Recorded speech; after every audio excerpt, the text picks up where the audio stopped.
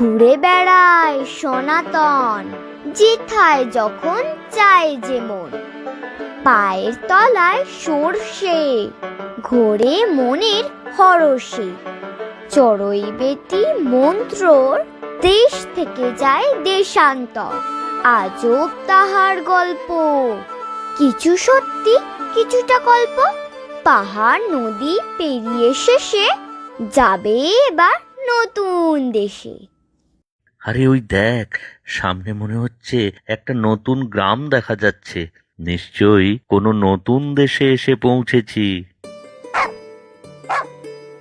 সন্ধে হওয়ার আগে পৌঁছতে পারলে রাতটা নিশ্চয়ই গ্রামেই থাকা যাবে। বুঝেছি রে, খিদে পেয়েছে তো, তা আমারও। চল তাড়াতাড়ি পা চালিয়ে।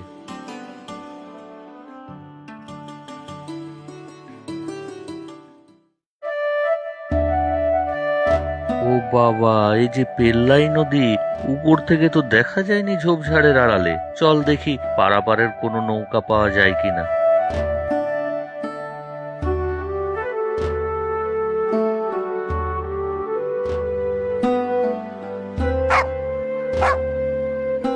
খুব ভালো ছেলে রে তুই, ঠিক খুঁজে বার করেছিস।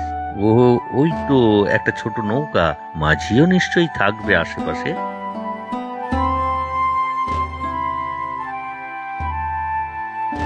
মাঝি ভাই, ও মাঝি ভাই, ওই তো একটা কুঁড়ে ঘর, ওখানেই আছে নাকি? এই চল রে ডেল, গিয়ে দেখি একবার কেউ আছেন নাকি ঘরে।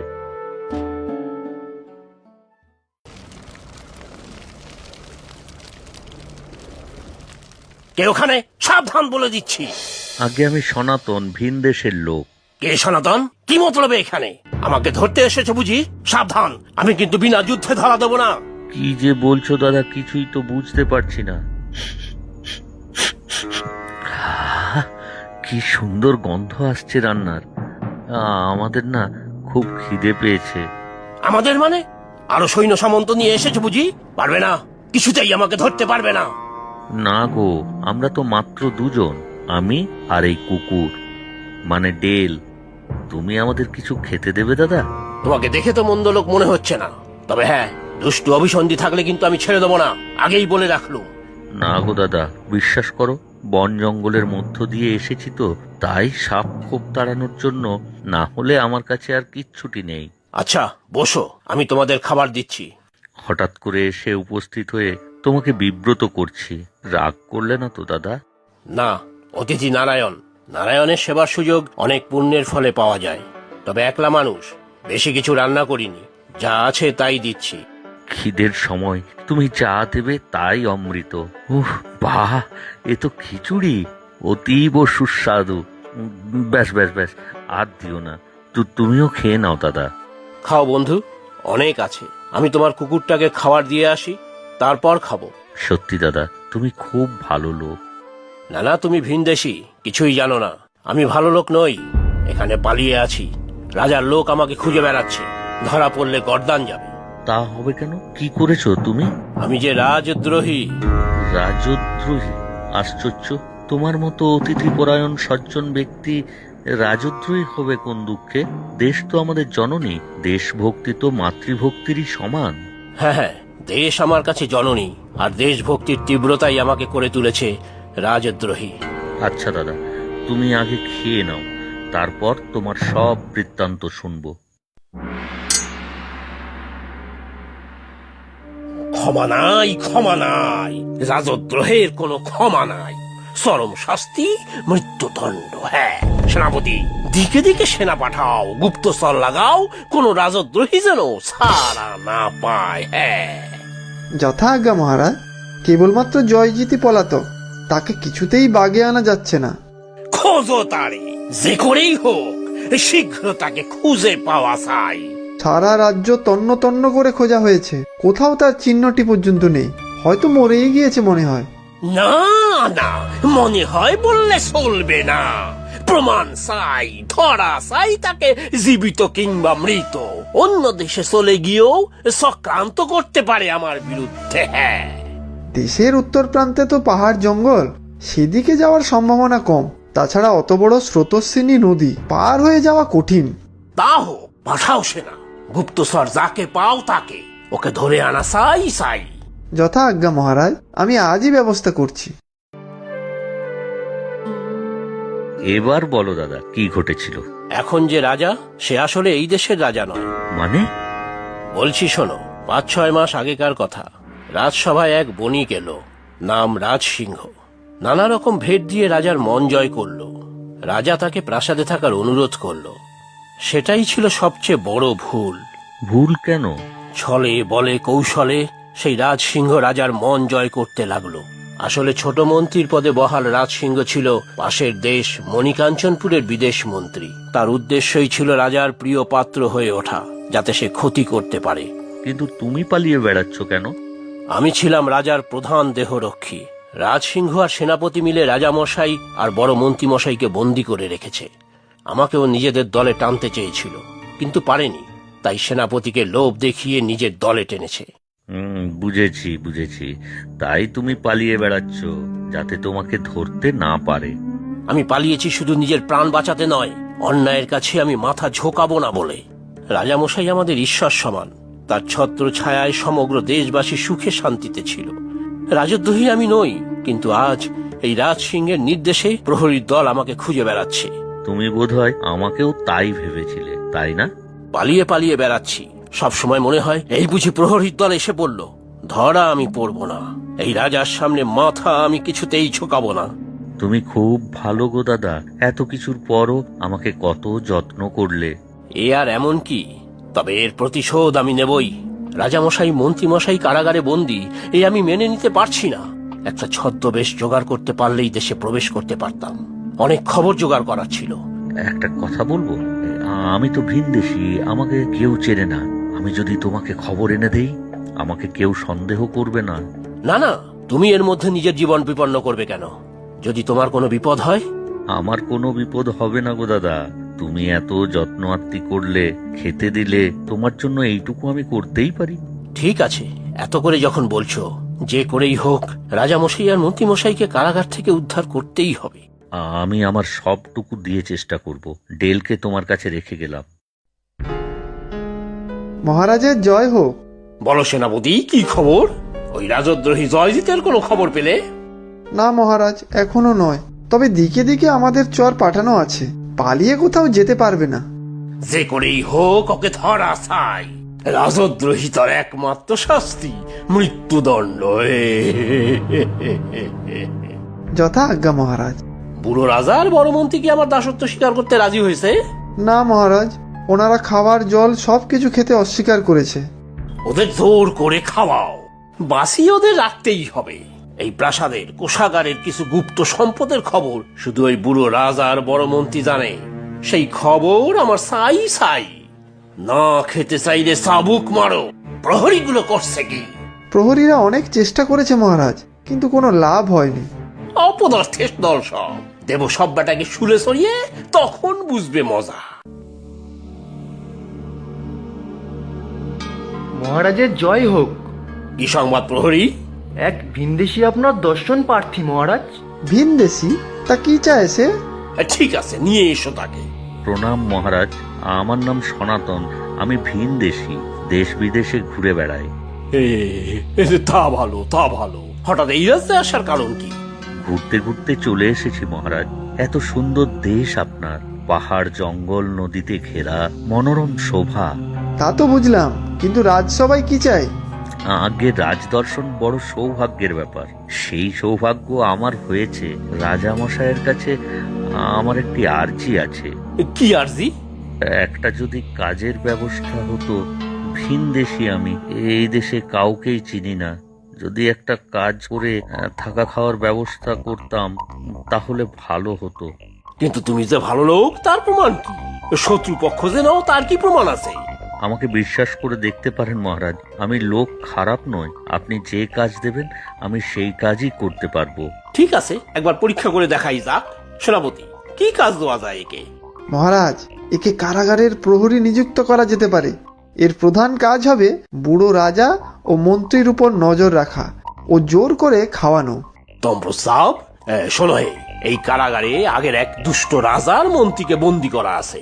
তারা অত্যন্ত কুটিল, এই দেশের ক্ষতি সাধন করতে চায়। তোমার কাজ তাদের উপর নজর রাখা, তাদের অক্ষত শরীরে বেঁচে থাকা দরকার। হ্যাঁ, তাদের আর কি কি মতলব আছে সেটা জানতে হবে। যথা আজ্ঞা মহারাজ, আপনাকে আমি নিরাশ করব না। আপনি এত ভেঙে পড়বেন না মহারাজ, একটা উপায় ঠিক বার হবে। যাকে এত ভরসা করলাম, বিশ্বাস করলাম, সে এইভাবে বিশ্বাসঘাতকতা করলো, এ যে আমি মানতে পারছি না। আর জয়জিৎ, জয়জিৎ পালিয়েছে মহারাজ, ওকে এরা এখনো ধরতে পারেনি। আমার বিশ্বাস ও বাইরে থেকে কিছু একটা করবেই। কি করবে মন্ত্রী? আর কিভাবেই বা করবে? সিপাহীরা দেখতে পেলেই তো ওকে মৃত্যুদণ্ড দেবে। আপনি বিশ্বাস রাখুন মহারাজ, কিছু একটা ভালো হবেই। মহারাজ, আপনার খাবার এনেছি। নিয়ে যাও এই খাবার। ওই বিশ্বাসঘাতকের দেওয়া এক বিন্দু জলও আমরা স্পর্শ করব না। মহারাজ, একবার শুনুন। কি হলো? তোমাকে যেতে বলছি যে, যাও। মহারাজ, চুপি চুপি বলছি, শুনুন। আমি সনাতন, আমাকে জয়জিৎ পাঠিয়েছে। কি বললে? জয়জিৎ? সত্যি? হ্যাঁ মন্ত্রী মশাই। কিন্তু তুমি যে সত্যি বলছো, তার প্রমাণ কি? এসব অভিসন্ধিও তো হতে পারে। না মহারাজ, আমি সত্যি বলছি। বিশ্বাস করুন, জয়জিৎ নদীর পাড়ে ঝুবড়িতে লুকিয়ে আছে। নতুন রাজার চর তাকে খুঁজে বেড়াচ্ছে সব জায়গায়। আমি ভিনদেশী, আমাকে কেউ চেনে না, তাই আমাকে কেউ সন্দেহ করবে না। আমি জানতাম মহারাজ, জয়জিৎ কিছু একটা ব্যবস্থা করবেই। যত শীঘ্র সম্ভব আপনাদের এখান থেকে আমি মুক্ত করব। এবার আপনারা একটু খেয়ে নিন। ঠিক আছে, তোমার কথা বিশ্বাস করছি। আপনি চিন্তা করবেন না মহারাজ, আমি একটা উপায় বার করবই। আপনারা দয়া করে খেয়ে নিন। মহারাজের জয় হোক। কি খবর ভিনদেশী? একটি সুখবর আছে মহারাজ। ওই দুই বন্দী খাবার খেয়েছে। আমি অনেক বুঝিয়ে সুঝিয়ে ওদের খাওয়ালাম। হ্যাঁ মহারাজ, এ কথা সত্য। এ তো অতি উত্তম কথা। তাহলে তো সেনাপতি এই ভিনদেশী বড় কাজের ছেলে। আমি সব কাজ পারি মহারাজ, আজ্ঞা করুন। আর কি করতে হবে? ওই দুই বন্দির যেন কোনো অযত্ন না হয় দেখবে। রাজবন্দি বলে কথা। হা, হা, হা, হা। আর শোনো, ওদের থেকে কথা বার করার চেষ্টা করো। এই প্রাসাদে একটা গুপ্ত কক্ষ আছে শুনেছি, সেটা কোথায় ওই বুড়ো রাজার থেকে বার করতেই হবে। যথা আজ্ঞা মহারাজ। তবে যদি কোনো চালাকি করার চেষ্টা করো, তাহলে একটাই শাস্তি, মৃত্যুদণ্ড। রাজদ্রোহের কোনো ক্ষমা নাই। মন্ত্রী, ওই অচেনা ছেলেটাকে বিশ্বাস করাটা কি ঠিক হচ্ছে? এটা নতুন কোনো ষড়যন্ত্র নয় তো? না মহারাজ, আমার বিশ্বাস একটা কিছু উপায় হবে।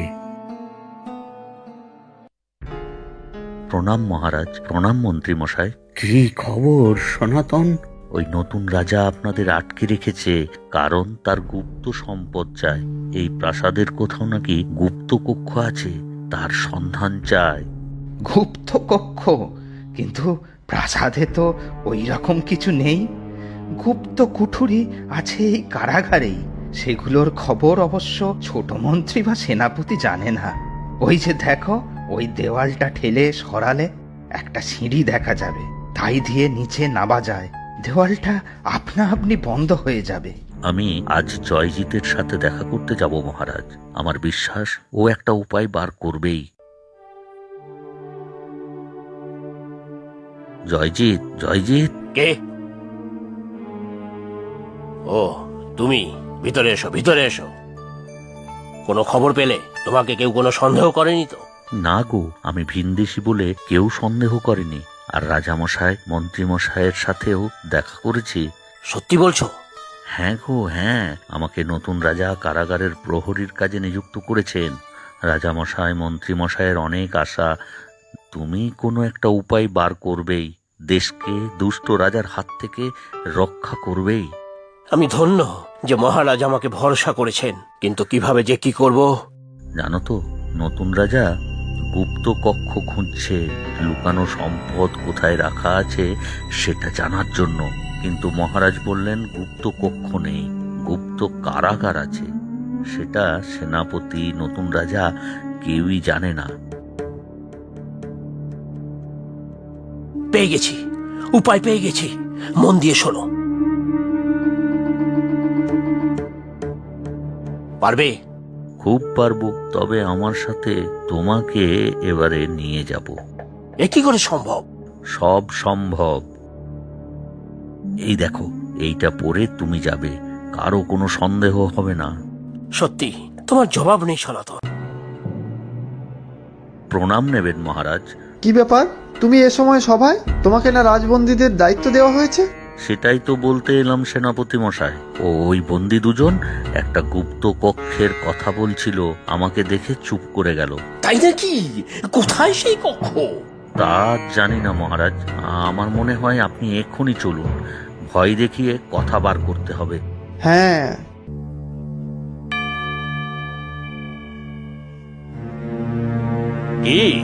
কি ভেবেছিলে আমার চোখকে ফাঁকি দেবেন? প্রবঞ্চক, বিশ্বাসঘাতক, লজ্জা করে না তোমার আমার সামনে দাঁড়িয়ে কথা বলতে? তোমাকে এত বিশ্বাস করেছিলাম, তার এই প্রতিদান দিলে? চুপ কর বুড়ো। রাজামশাইয়ের সাথে কিভাবে কথা বলতে হয় জানিস না? ছি ছি ছি ছি, কিভাবে কথা বলছো হে সেনাপতি?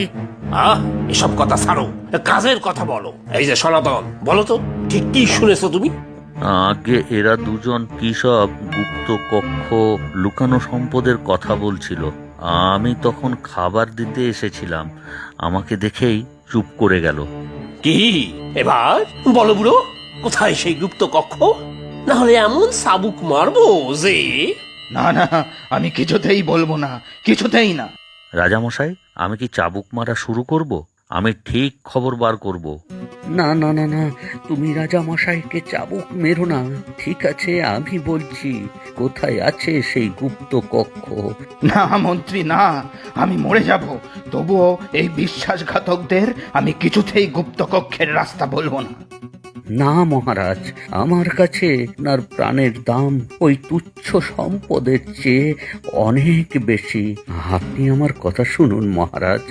এই, অনেক নাটক হয়েছে, এবার রাস্তাটা বলো। এই ঘরেই আছে, ওই তো ওই দেওয়ালটা। কি কুটির ষড়যন্ত্র! এই কারাগারেই গুপ্ত কক্ষ, আর আমি সারা রাজপ্রাসাদ খুঁজে চলেছি। মহারাজ, আর দেরি করবেন না, আসুন।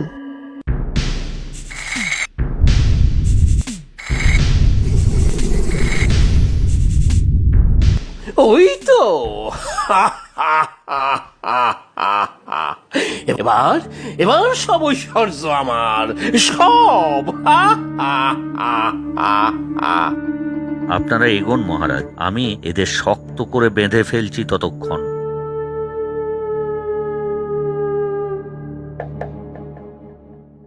এত বড় অন্ধকার। সেনাপতি, তুমি আগে নামো।